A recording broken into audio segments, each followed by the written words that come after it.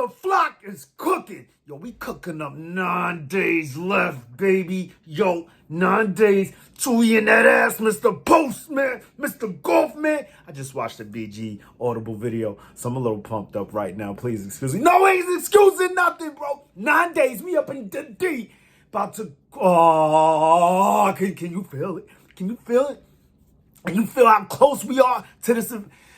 Woo, what we cooking up today, baby? What we cooking up today?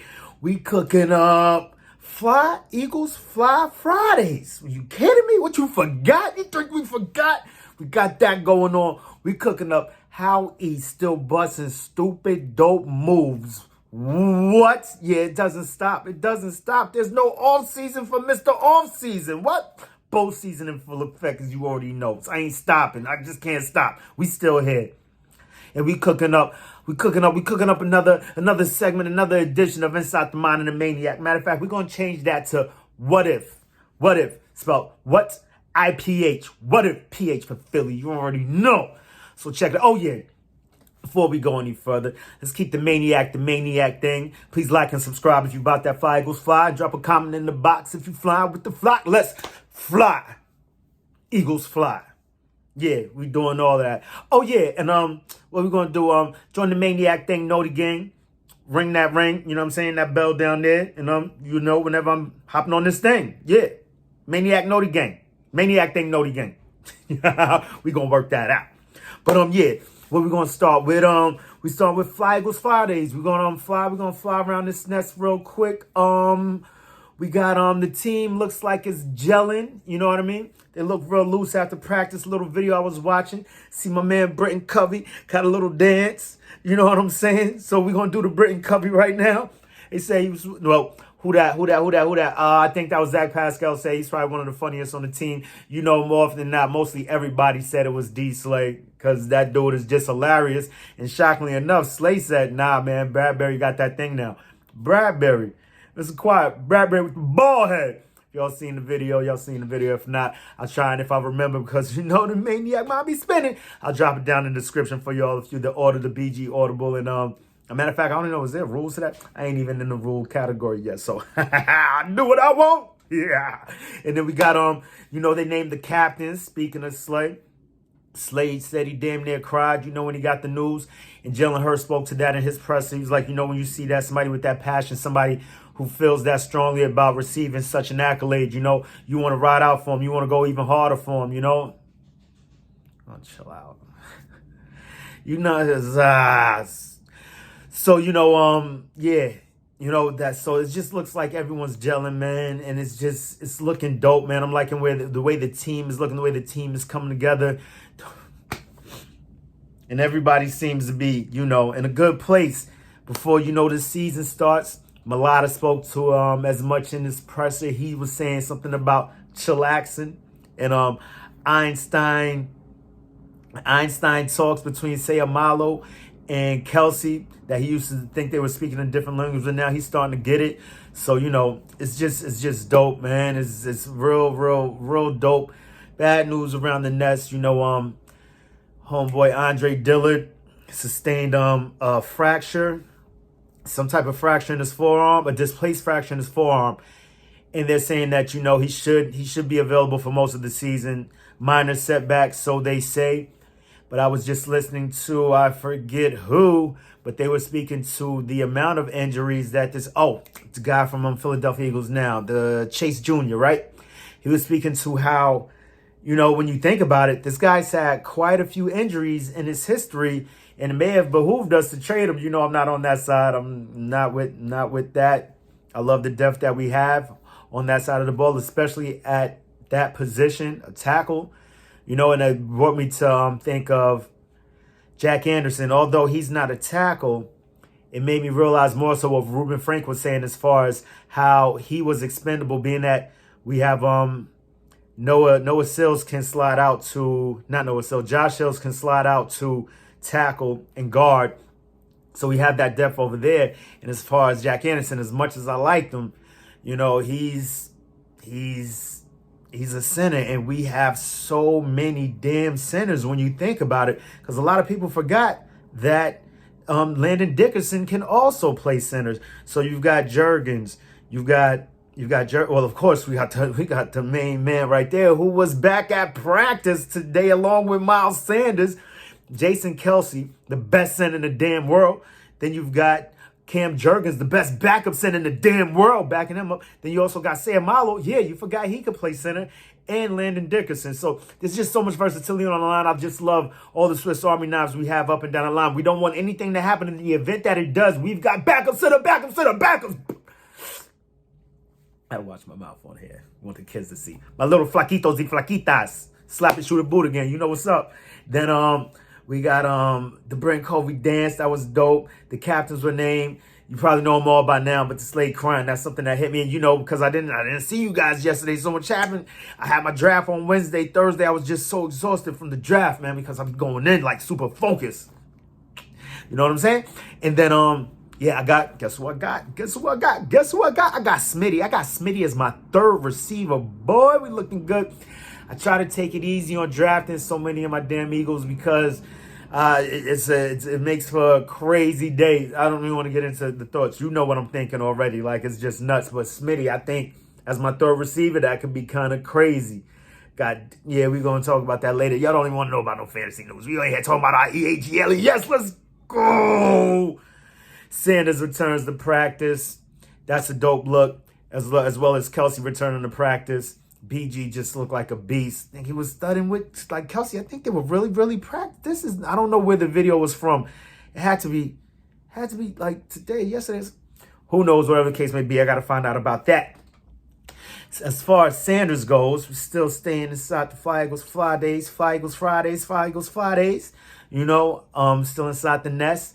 And we've got the fantasy doctor. I saw online this dude named the fantasy doctor or fantasy doctors. Something I was watching just popped up because, you know, I'm doing my fantasy research now.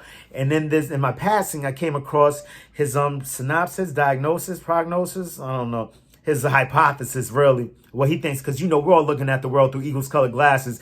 And we're all throughout the Eagle verse. Well, most of us are thinking, you know, this is just precautionary why they got him sent down and all that. But he says it could be possibly worse than what we think. Possibly a second-degree hamstring pull. And we've got to be aware. We got to be wary of him re-injuring this within the next 4 weeks. Like, yo, he might not even, yeah, it's crazy. So he's saying bank on Scott and Gainwell if you had Sanders or whatever in the draft. But I know that's fantasy stuff, but it's still relevant to us as Eagles fans. Like, dude, what's going on over here? What is going on over here? And that allows us to segue into being that we're speaking on the running back position. How still busting stupid dope moves. I mean, how does he do it? Howie Potter waving that wand around the universe, just pulling off magic, bro. And another move, but before we even get into that, we got to stick with that one because we segueing over here from running backs to running back. Trey Sermon, former third-round pick of the San Francisco 49ers, is now an Eagle for nothing. For nothing. My man probably said, you know what you're doing? Oh, so many people are saying I don't want to jack nobody's style, man. Even though it seems like people be jacking my style, man. But you know what we're doing, man. Pulling off heists over here, man. How we heists over here, dude. And it's just great minds thinking like, ain't nobody still nobody's nothing. You know what I mean? I just be hearing some of my things around the world, man. But shout out to all, because if somebody shouting out what I'm shouting, man, or we just saying the same things, I pretty much think. Because prior to me hopping on here, I used to hear people saying the same exact things that I was thinking in my mind anyway. So we just all in the same wavelength as Eagles fans. Ain't nobody jacking nothing. But you know who's getting jacked? Every damn team in the league by Howie Heiss over here, man. He's just working his magic. Trey Sermon, former third-round pick of the San Francisco 49ers, is now an Eagle for nothing. And then what else did we do? We've retained our former third-round pick. Not our former, he's a third-round pick. But he's still with us. Davion Taylor, you know him, Taylor gang big time over here. I mean, he had a pretty rough preseason training camp. He just hasn't been the dude that I know he can be. A few thoughts ran through my mind. I'm thinking maybe now that Gannon has all the pieces that he needs, the defenses have become a bit more intricate, right? And maybe perhaps Davion Taylor can't keep up to speed. I don't know. Maybe it's a bunch of alphas in the room, but I mean, just when I see the dude talk, man, Davion seemed like that dude, man. I hope he gets it. I hope he can get it together on the practice squad, and in the event we need him, bring him back up, man. I just think that dude shows he has so much promise, so much potential, man. So much potential, so much raw talent. And we saw it last year. For all of you that just hopped off the Taylor gang, you know what I'm saying? Just like that. It's crazy to me. We were, I mean, I don't know. Was it just me? Was I alone? Probably so up here in New York. Not many Eagles fans to talk to. And yeah, I'm like, maybe it was just all in my head. I don't know. Maniacs been known to have things run through their head. I don't know. But Davion Taylor back was a big deal in my opinion. And I mean, just to fit Trey Sermon onto the active roster just like that, like this dude is out here playing 4D chess. How he busting stupid dope moves, playing chess like the kid in Fresh. Man, this is, yeah, super dope. Super glad for that. And let's run it back to the running back Mostert. Not Mostert. Bring it back to Sermon. If you remember, we drafted Mostert, sent him over, or he somehow ended up over in San Fran. And now this is in reverse. I believe in things being very cyclic. I don't know, am I saying that right? I keep gotta Google that, YouTube that. See how but I just think that things are sometimes just cyclic, the way the universe works sometimes, and this is all coming back in our favor. If we could get in Sermon what they got from us in Mostert, dude, this could be amazing. One thing I'm a little leery of, though, is that I'm hearing a lot of people in the Eagles universe speaking on how you know, this guy quite possibly could be our bruiser back, and I do not believe that to be the case, at least from the tape, from the video that I've seen of him. He seems to be very similar to Miles Sanders. Perhaps that can work. I mean, you know, I don't know if they'll be a tandem, but just an accent to one another, because when you look at it, I mean, what, he's 6 feet 219, I believe, and 215, 6 foot 215. And what, Miles Sanders is 5'11", 211. Like, I mean, that seems to me pretty much like the same guy, whereas even probably more so, Miles Sanders is a bit more compact. He seemed like, in my opinion, Miles Sanders seems like a bit more of a violent runner than what I've seen of Sermon. But who knows? Hopefully we get him over here and we crack that code, get him with our coaching staff, you know what I mean? Not Washburn, Stoutland, you know what I mean? Running his schemes, open up something for this dude. I mean, when you are coming from San Francisco and they're known to gash it too. So, I don't know. Just hoping the man needed a change of scenery, and with that scenery that he needed. So, let's go. How he busting the stupid dope move still. Did see, perhaps, maybe a chink in Howie's armor today when he was speaking. He had was it yesterday? I believe yesterday he had an interview with Dave Spadar where he was speaking to all the additions that he's made in this offseason. And, you know, mostly speaking on the 53-man roster, how rough it is for these guys to make these cuts and just come together with me. He said it's just come together with the team, 53-man team. He said it's really 70 because you still have the practice squad and you have those tools at your disposal. So, you know, it was speaking about that. But one thing that he did say, where I was like, whoa, don't let them know how we make the donuts, dog. What are you doing? He was speaking to how, you know, Nakobe Dean is really the third linebacker behind Kaiser and TJ.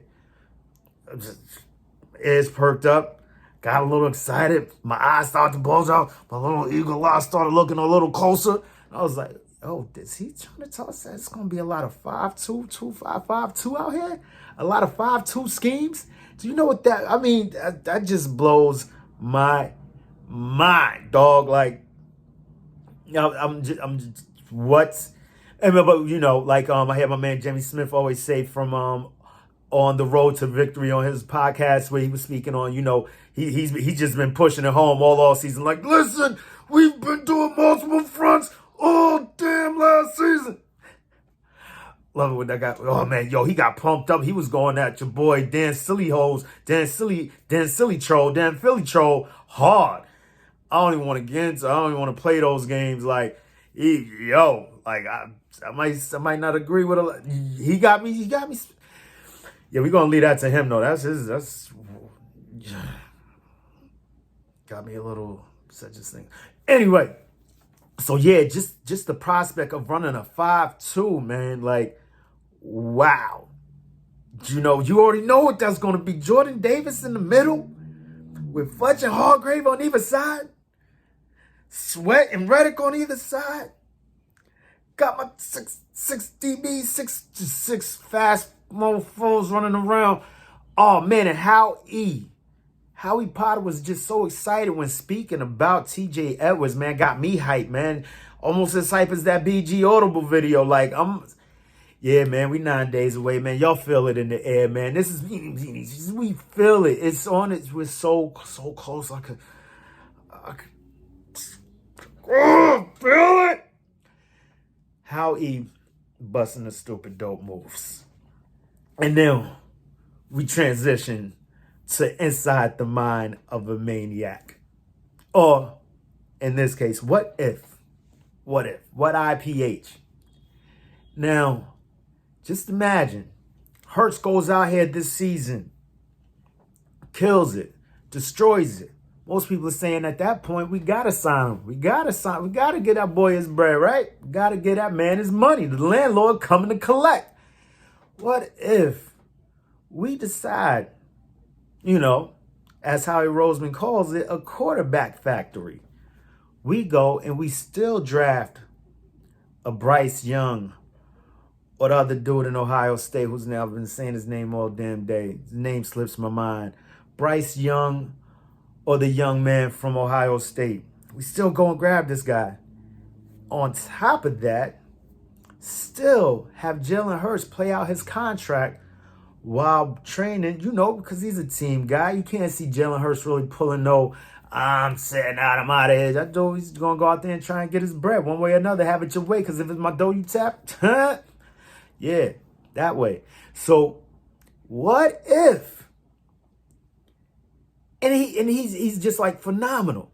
He's playing ridiculous. But we still like, we still got a window. And the young man, whoever we draft, is still developed and ready to come in that year too. And we're just rolling quarterbacks out the factory nonstop. A new strategy. Howie Roseman, Howie Potter, Howie busting stupid dope moves, playing 4D chess. Whereas everyone's just paying these quarterbacks crazy money. And we come up with the idea, you know what, we're going to keep this bread. Y'all keep paying them. We keep, we keep on making it. Y'all keep on taking it. Take that. And we just rolling out quarterbacks. I mean, it's almost what we did with Wentz. We paid Wentz early. Everyone's going crazy. $33 million. At the time, it was a bargain because we raised the price. Everyone else is now paying quarterbacks 40 and all of that. And boom, he's out of here next year. We had him groom Jalen Hurts. Kind of, sort of like, you dig what I'm saying? Jalen Hurts learned from 1 year. Come out the next year, we back in the playoffs. I don't know. Or perhaps even pay Hurts and have somebody waiting in the wing, just like rolling them out. So we could do things like we did this offseason. You take that bread that we would have been paying Carson Wentz this year. You eat it last year. This year, that $33 million is going to the Hassan Reddicks, the Kaiser Whites, the CJGJ, just money, the Bradburys, and the list goes on and on, et cetera, et cetera, et cetera. It ain't easy being Howie. Or is it? Dogs. It's nuts. It's what if? What if? Let me know down in the comments what you think about that what if scenario. What IPH? Yeah. It's crazy. I know I'm forgetting whatever. Just put that in your flock pots and cook it. Ponder it if you will. And let me know if you agree or disagree down in the comments, man. Because call me crazy, call me a maniac. I don't know. Something that I wouldn't want to, because quarterbacks are so damn important in this league. But money is a big deal too. You need the money to keep these players. Yeah. What if? That has been another edition of Inside the Mind of the Maniac. Or what if? IPH. Yeah. But until next time, people, you already know what it is. Around this time, at this time, about this time, how we do it. We got questions. What we got questions for? We got questions for you, NFL. We got questions for you, NFC. But most importantly, we got questions for you, NFC East. What you gonna do when Eagle Mania runs wild on you? Oh, we coming for 9 days.